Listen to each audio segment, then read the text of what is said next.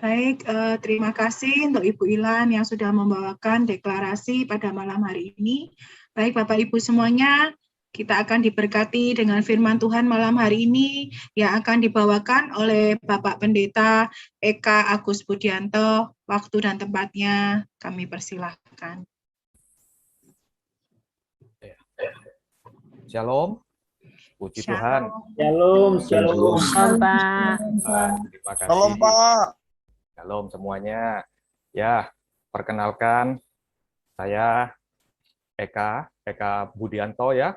Saya tinggal di daerah Gedangan, Sidoarjo, Surabaya. Bapak Ibu, puji Tuhan kalau petang hari, malam hari ini kita dari berbagai tempat ya bisa berkumpul dalam satu ibadah yang luar biasa.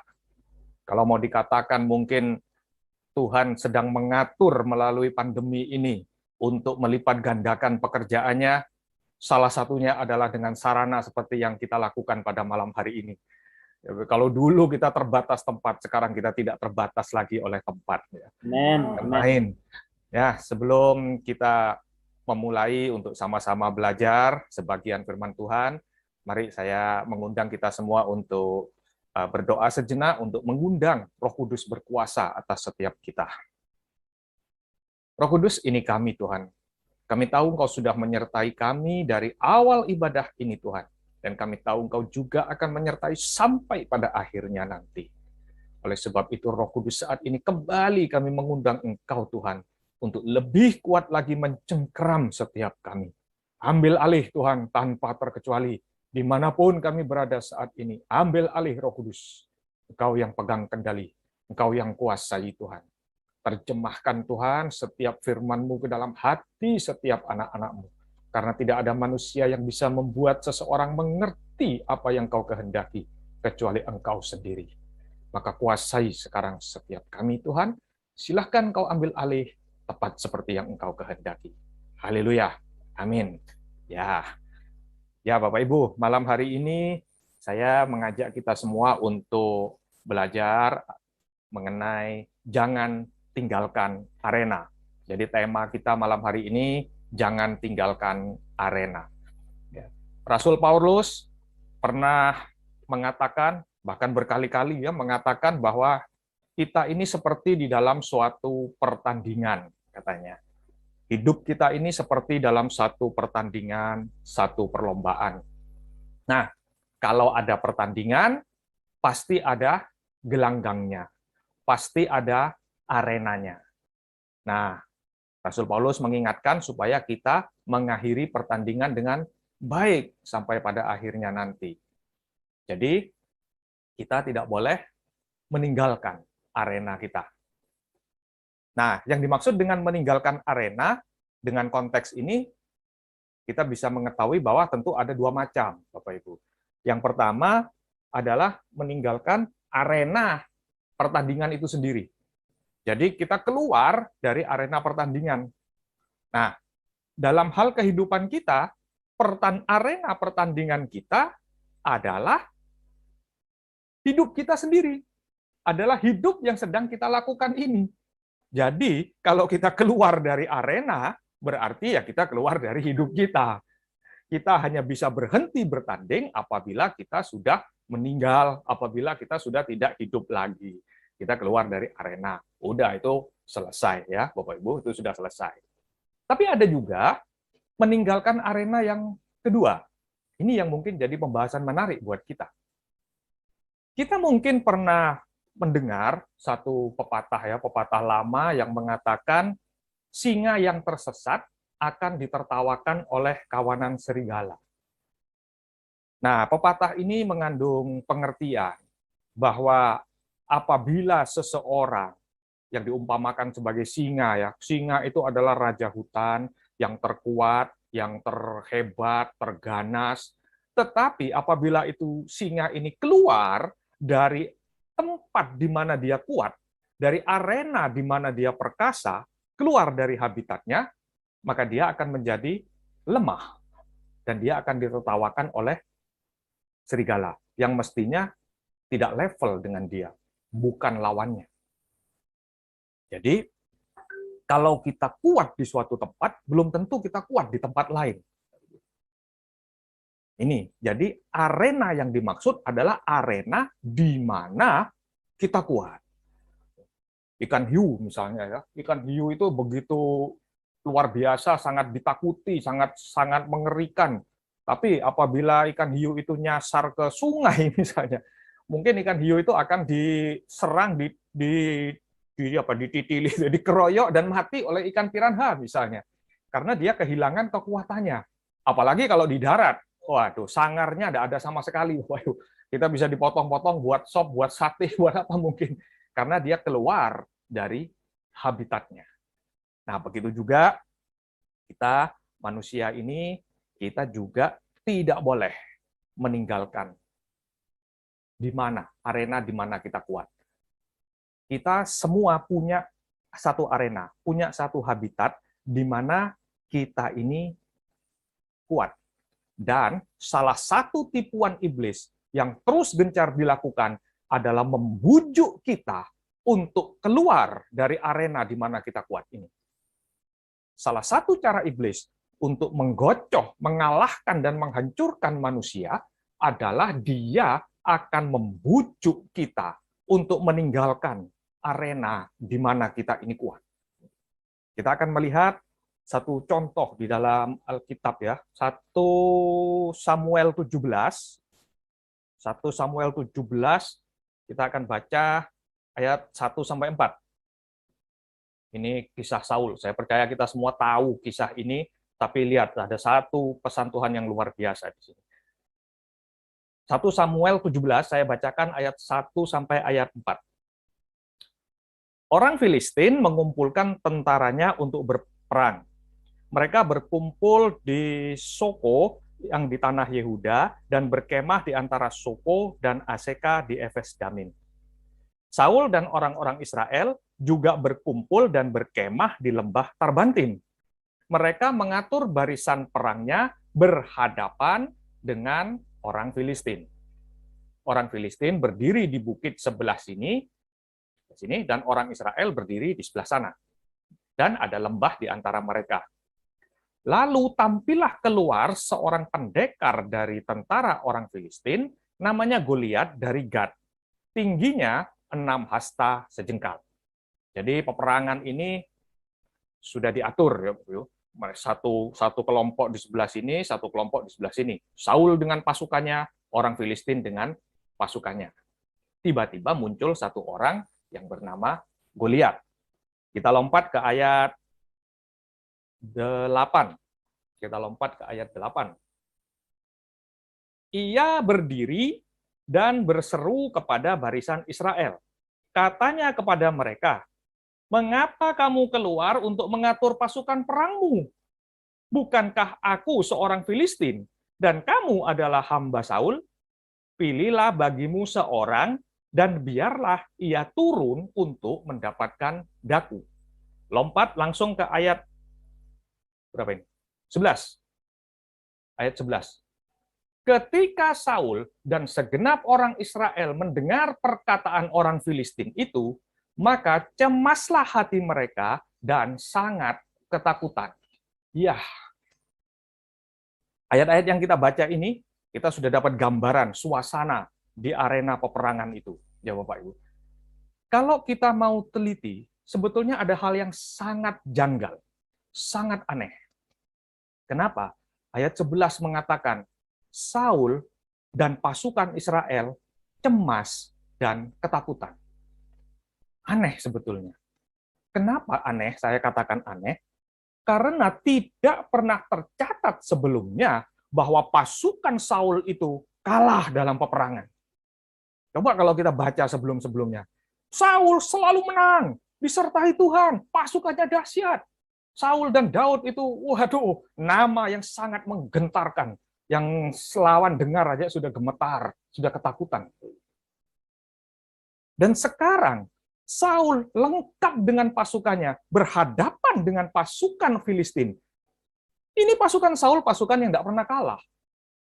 Tapi yang terjadi, Saul dan pasukannya cemas, ketakutan. Kenapa hal ini bisa terjadi? Hal ini terjadi karena tipuan yang dilakukan pada ayat ke-8. Muncul satu orang Filistin. Goliat, orang Filistin ini muncul, dan dia menantang untuk perang perwakilan. Perang satu lawan satu, tarung satu lawan satu. Nggak perlu kita perang bertempur habis-habisan. Ada siapa? Nggak perlu. Jadi mari kita satu lawan satu aja, diwakili. Bapak Ibu, perang model begini, perwakilan ini tidak pernah ada sebelumnya. Dan sebelum ini ya, sebelum peristiwa ini ada, itu tidak pernah ada, tidak pernah terjadi. Dan semestinya kalau kita pikirkan saja secara gampang-gampangan, apakah Saul harus menuruti keinginan satu orang Filistin ini? Tidak. Tidak. Tidak ada satu aturan yang mengharuskan bahwa peperangan diselesaikan dengan satu lawan satu. Tidak. Saul dengan gampang sebetulnya mengatakan, apa maumu? Kita ini mau berperang, aku sudah membawa pasukanku, sekarang lawan kami, pasukan yang tak terkalahkan ini. Maju, dan dia akan menang. Kemungkinan besar, hampir dipastikan, dia memenangkan peperangan itu. Tapi, Saul termakan oleh bujukan. Saul dan tentara Israel, orang yang begitu kuat, begitu berkemenangan dalam satu pasukan yang tak terkalahkan, terbujuk untuk keluar dari arena di mana mereka biasanya kuat, di mana mereka biasanya selalu menang, dan mereka diajak untuk di satu pertarungan di luar habitat yang mereka tahu. Yang terjadi apa? Cemas, takut, melanda orang Israel, melanda Saul, raja yang perkasa ini.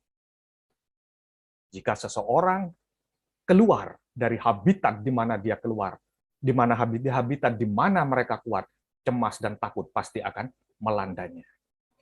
Bapak Ibu, sampai sekarang iblis ini masih gencar melakukan kampanye seperti ini. Mengajak kita keluar dari arena di mana kita kuat. Contoh yang paling sering kita temui, saya percaya kita semua ini pernah nonton film-film action, khususnya film action barat ya, film action dari Hollywood. Ya, sering kali kita jumpai di dalam adegan-adegan terakhir, jagoannya ini sudah menang, Bapak Ibu. Senjatanya, pistolnya masih terisi, penjahatnya sudah terdesak, senjatanya sudah habis, berhadapan berdua, kemudian sang jagoan ini menodongkan pistolnya, menodongkan senjatanya, tinggal nembak saja si penjahat ini. Apa yang terjadi kemudian?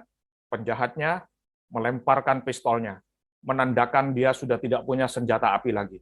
Kemudian buka baju, nantang gelut satu lawan satu. Wah, apa yang dilakukan oleh sang jagoan? Ikut-ikutan. Pistolnya yang sudah siap tembak ditaruh, buka baju juga, gelut. Wan teman-teman, sudah bonyok, matanya merah, bonyok, lembab semua, hancur lebur badannya. Terakhir-terakhirnya bisa menggapai pistolnya, dor, tembak penjahatnya, mati, menang. Sering tidak asing dengan adegan seperti itu? Loh, kok enggak dari awal-awal tadi, atau ujung-ujungnya ya nembak juga? Coba dari awal tadi, dor, nembak, kan enggak bom semua, kan enggak bonyok semua, Bapak Ibu. Ya. Itu sering terjadi sama kita, orang-orang Kristen, anak-anak Tuhan ini. Ya, hadapi dulu masalah-masalah yang datang, hadapi dulu, gelut dulu, sudah bonyok semua, bengap semua. Tuhan, Tuhan, tolong Tuhan. Sesudah kita semua dipukuli, hancur, hampir kalah, baru Tuhan. Hati-hati, ya, jangan mau ego kita akan digosok. Ya, adegan itu menggambarkan bagaimana iblis menggosok ego seseorang, menggosok jati diri, kemampuan, kebisaan kita. Iblis akan mengajak kita untuk bertarung dengan kita sendiri, mengandalkan ego kita sendiri. Ini kan egonya yang ditantang tadi. Wah, kalau langsung nembak, wah, nggak jantan, nggak keren. Ya, ayo bonyok-bonyokan dulu gitu. Jangan tinggalkan arena di mana kita kuat. Rugi meladeni iblis, rugi gelut sama iblis itu. Ya, kita bisa segera menang, segera kita menang. Ya. Ada daerah di mana kita kuat, maka di situ kita harus bertahan dan kita tetap di sana. Pasti kita bisa memenangkan setiap pertandingan kita. Nah, ada kontras ya, ada satu peristiwa kontras yang bisa menjadi perbandingan kita. Kalau kita bicara Saul, pasti tidak lengkap, kita tidak bicara Daud. Nah, kita lihat bagaimana hubungan Daud dengan orang yang berada di habitatnya ini. Masih di 1 Samuel 17, kita baca ayat 34 dan 35. 1 Samuel 17, ayat 34 dan 35. Nah, tetapi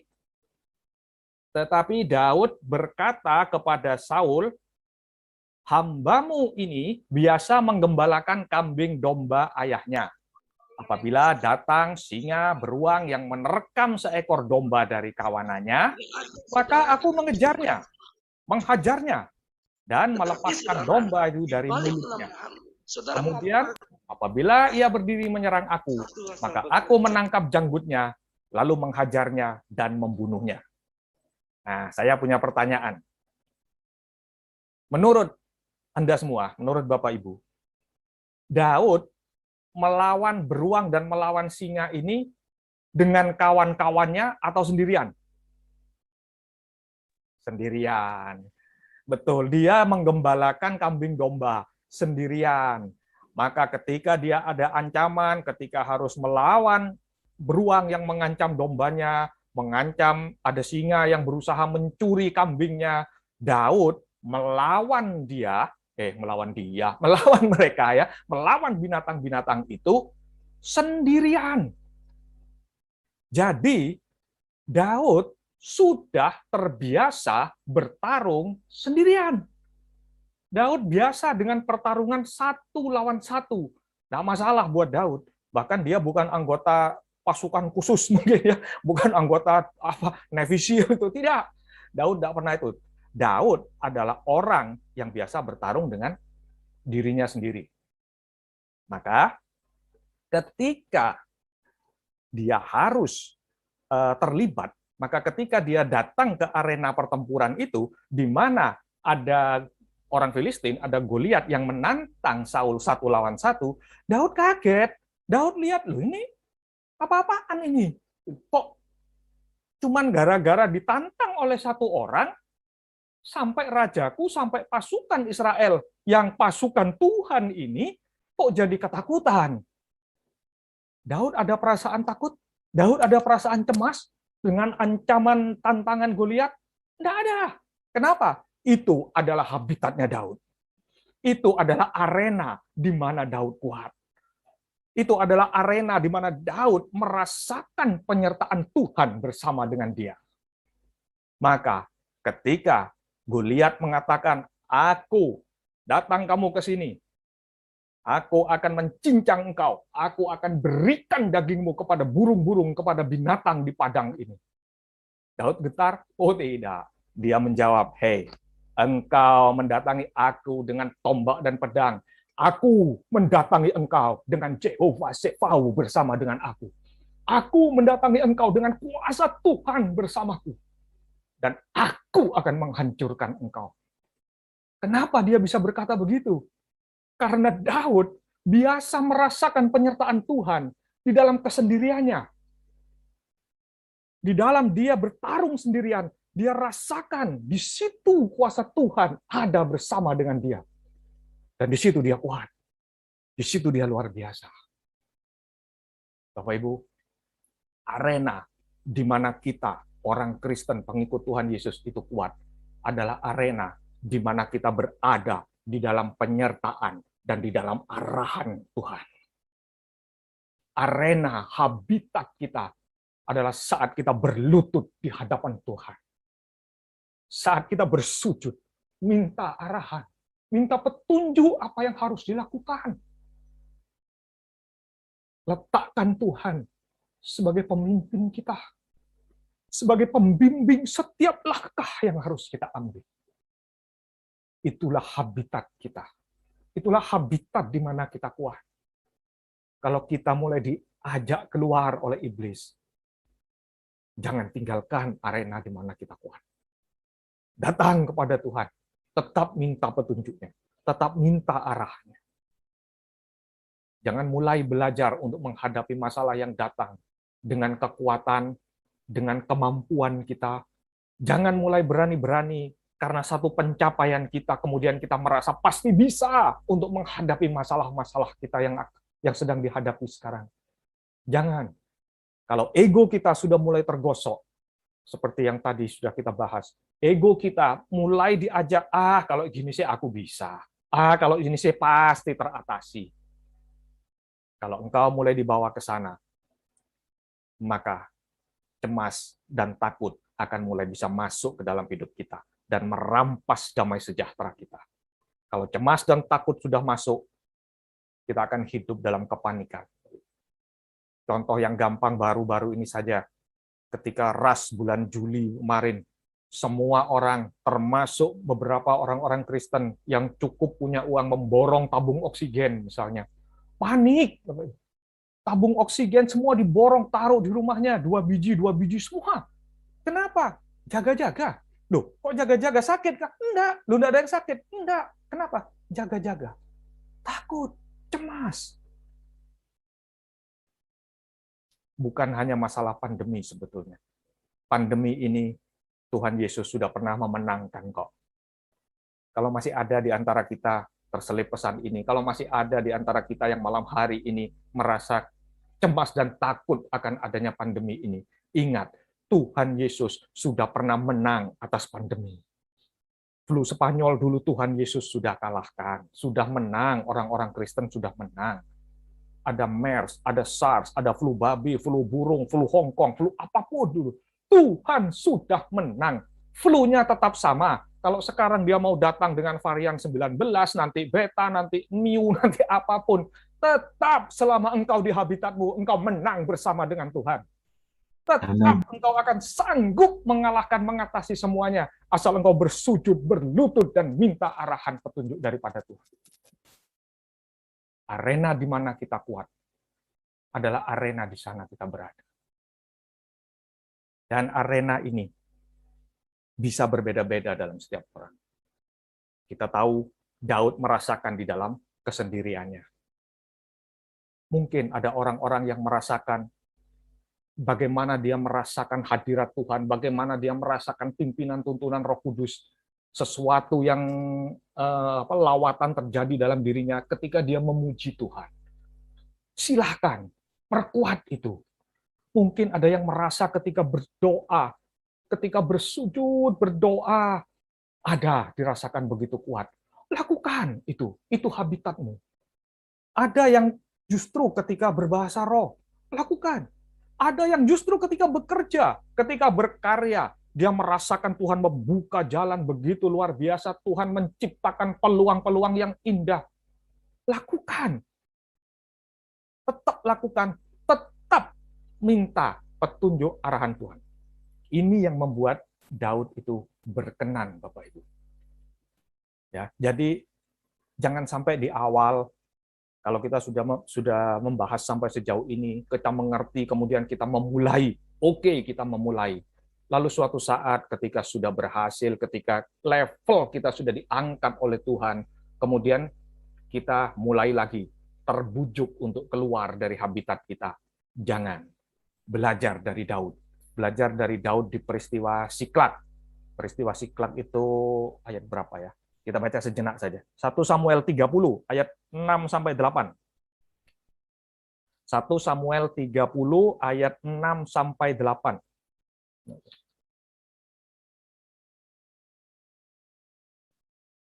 1 Samuel 30 ayat 6 sampai 8. Dan Daud sangat terjepit karena rakyat mengatakan hendak melempari dia dengan batu. Seluruh rakyat itu telah pedih hati, masing-masing karena anaknya laki-laki dan perempuan. Tetapi Daud menguatkan kepercayaannya kepada Tuhan Allahnya. Lalu Daud memberi perintah kepada Imam Abiatar bin Abimelek, bawalah efod itu kepadaku. Maka Abiatar membawa efod itu kepada Daud. Kemudian bertanyalah Daud kepada Tuhan, katanya, haruskah aku mengejar gerombolan ini? Dapatkah mereka kususul? Dan ia berfirman kepadanya, kejarlah, sebab sesungguhnya engkau akan dapat menyusul mereka dan melepaskan para tawanan. Nah, ini menarik, peristiwa ini juga sangat menarik. Berlawanan, ada kemiripan, tapi juga ada perbedaan dengan peristiwa yang Saul tadi, Bapak Ibu. Kenapa? Ini posisi Daud sangat terjepit, bahkan rakyatnya, tentaranya, hendak melempari dia dengan batu. Kenapa kok Daud mau dilempari batu? Nah, ini peristiwa Siklak ya, kalau lengkapnya nanti boleh dibaca sendiri di rumah. Ini Daud bersama pasukannya sedang pulang menuju ke Siklak, dan sesampainya di Siklak, didapati bahwa istri dan anak-anak mereka sedang ditawan dan dibawa oleh musuh. Coba ya, kalau saya yang jadi Daud saat itu, saya datang dengan pasukan lengkap. Sekali lagi, pasukan pemenang yang barusan menang perang yang luar biasa. Kalau saya akan langsung serang. Kalau saya akan bangkitkan semangat pasukan ini. Wahai tentaraku, kita lihat sekarang apa yang terjadi. Anak istri kita ditawan oleh musuh. Mari, sanggupkah engkau bersama dengan saya mengejar musuh, bebaskan keluarga kita? Oh, sudah pasti tentara itu akan bersorak-sorak. Oh ya, mari sama-sama, semangat luar biasa dan mengejar. Tapi apa yang dilakukan Daud? Tidak. Daud mencari arahan Tuhan lebih dahulu. Dan karena penundaan inilah, maka tentaranya merasa, Daud kok begini? Kenapa menunda-nunda? Mereka mulai marah, mereka mulai jengkel, kenapa kok tidak langsung serang? Dan mereka mulai merasa bahwa Daud ini, wah, tidak beres ini. Dan mereka mulai hendak melempari Daud dengan batu. Nah, maka yang terjadi, Daud terjepit. Kalau dia tidak nuruti, dia terancam. Tetapi apa yang dilakukan Daud? Dia minta baju efod, dia datang menghadap Tuhan. Itu adalah, kalau kita lihat tadi, kita masih ingat ya, kita lihat tadi, Daud merasakan penyertaan Tuhan dalam kesendiriannya. Ketika dia sedang sendirian bersama Tuhan, maka itu tetap dia lakukan. Dia pakai baju efod, dia menghadap Tuhan sendirian, minta arahan petunjuk Tuhan. Walaupun dengan risiko, mungkin kalau ini seandainya Tuhan mengatakan, tidak usah Daud, tidak usah dikejar. Ada risiko dia dilempari batu oleh pasukannya? Ada. Tapi Daud memilih untuk tetap di habitat di mana dia kuat. Tetap di mana dia memiliki satu kekuatan, satu kesanggupan bersama dengan Tuhan. Jadi Bapak Ibu, mari kita semua punya arena itu. Kita semua punya arena itu. Dan secara global, arena kita seperti tadi adalah bersujud di hadapan Tuhan. Mendahulukan Tuhan, minta petunjuk dan arahan Tuhan. Semua masalah sebetulnya Tuhan sudah pernah mengalahkan. Mungkin di antara kita ada yang mengalami masalah dengan sakit penyakit, dengan kesembuhan, yang kayaknya sudah seperti, enggak tahu. Ingat, Alkitab pernah mencatat ada perempuan pendarahan 12 tahun disembuhkan oleh Tuhan, salah satunya. Ini penyakit yang sampai sekarang tidak tahu sakit apa, Bapak Ibu. Kenapa? Karena secara medis, orang yang pendarahan, beberapa hari saja dia pasti sudah pindah tempat.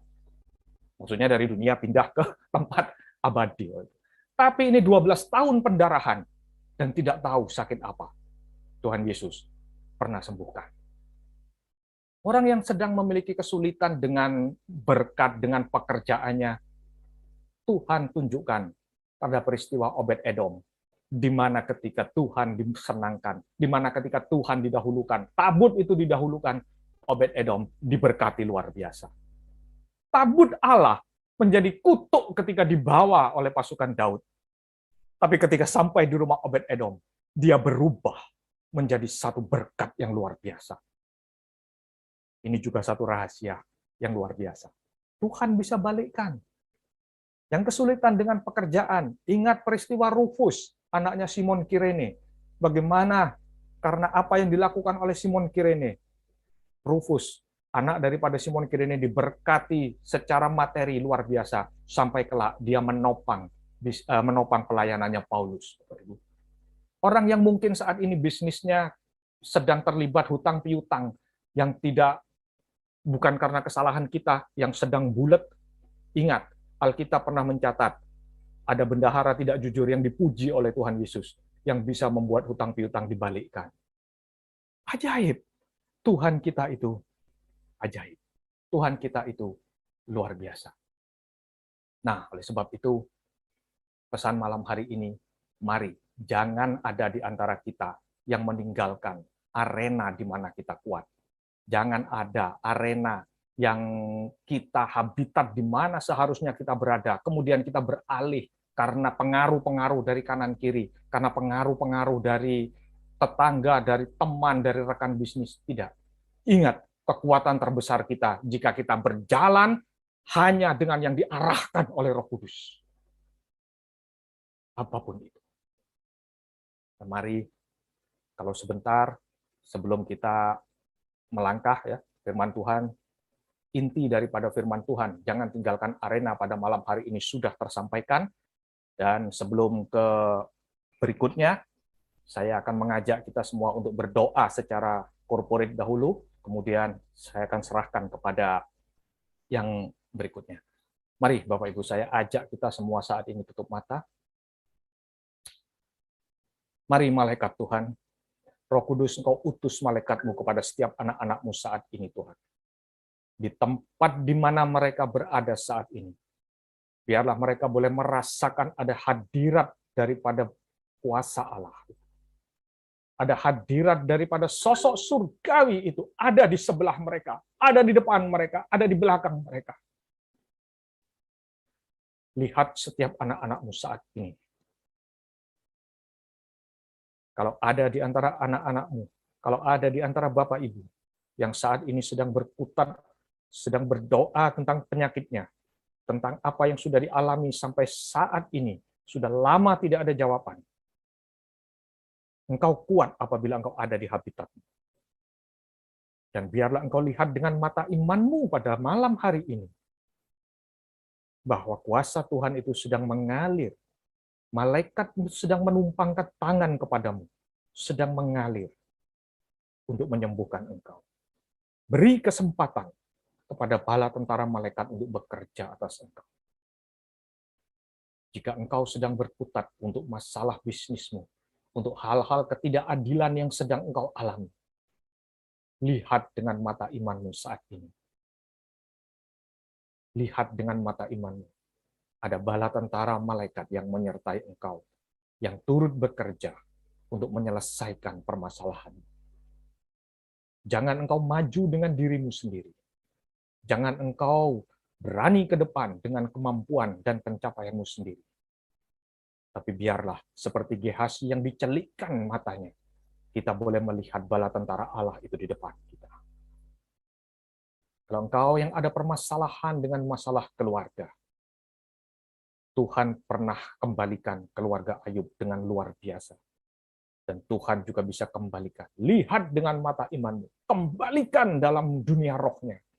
Maka segala yang ada di dunia nyata akan ikut berbalik. Silahkan bala tentara malaikat. Silahkan bala tentara surga yang perkasa, yang tak terkalahkan. Engkau bekerja atas setiap kami yang sedang membuka hati. Engkau bekerja atas setiap anak-anakmu yang sedang terhimpun dalam ibadah ini. Kuasa Allah itu nyata, kuasa Allah itu nyata. Dan habitat kami adalah habitat di mana saat kami bersujud, bertelut di hadapan Tuhan. Dan inilah saat itu Tuhan, inilah saat itu, malam ini Tuhan. Dan kami akan merasakan kekuatan-Mu ada atas kami. Kekuatan-Mu dialami atas setiap kami. Terima kasih Bapak. Terima kasih Roh Kudus. Terima kasih bala tentara malaikat. Kami percaya bala tentara malaikat sedang menggenapkan dan akan terus bekerja sampai pada kesudahannya nanti. Demi kemuliaan nama Tuhan Yesus, termaterai dan tergenapi. Haleluya. Amin. Ya, puji Tuhan. Saya kembalikan, silakan. Ya, terima kasih untuk Bapak Pendeta Eka Agus Budianto yang sudah memberkati kita pada malam hari ini dengan firman Tuhan yang sungguh amat luar biasa yang mengingatkan kepada kami bagaimana kami tidak meninggalkan habitat kami di dalam Tuhan. Terima kasih, kami dari Menara Doa Segala Bangsa mengucapkan terima kasih untuk firman Tuhan-Nya Bapak Pendeta Eka Budianto malam hari ini. Amin, amin, puji Tuhan. Ya, apakah nanti selesai ibadah, apakah Bapak bisa mendoakan kami beberapa yang ingin didoakan, Pak? Siap, Bu. Silahkan. Puji Tuhan, kesempatannya. Terima kasih, Bapak Pendeta Eka Budianto. Baik, Bapak Ibu semuanya, kita akan masuk di dalam perjalanan